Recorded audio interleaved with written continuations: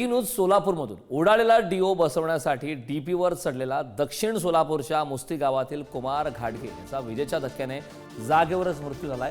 सोलापूर जिल्ह्यातील मुस्ती या ठिकाणची ही घटना आहे। धक्कादायक अशी दृश्य आहेत। अचानक वीज पुरवठा सुरू झाल्याने विजेचा शॉक लागलाय।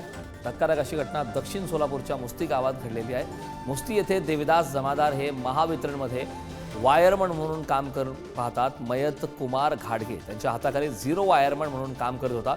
राजपा बजाटे यांच्या शेतातील डीपीवर कुमार घोडके डीओ बसवण्यासाठी चढला। त्यांच्यासोबत वायरमॅन देवदास जमादार होते।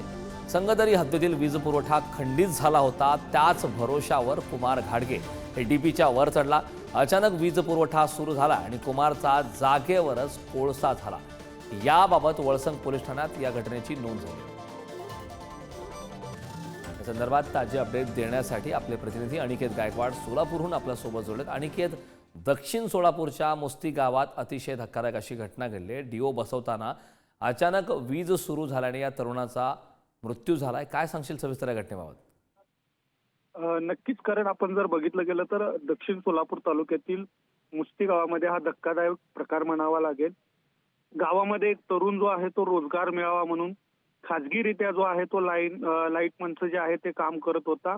मात्र तितक्यातच महावितरणाचा जो अधिकृत वायरमन आहे तो त्याच्या घरी आल्यानंतर तो डीपी दुरुस्त करण्यासाठी गेला होता आणि त्यानंतर कुमार घाटगे जो आहे तो डीपी वरती चढला आणि अचानकरित्या लाईन सुरू झाल्याने त्याचा जागीच मृत्यू झालेला आहे। हा प्रकार होत असताना महावितरणाचा जो वायरमन आहे तो त्या ठिकाणी खालीच थांबून राहिला होता।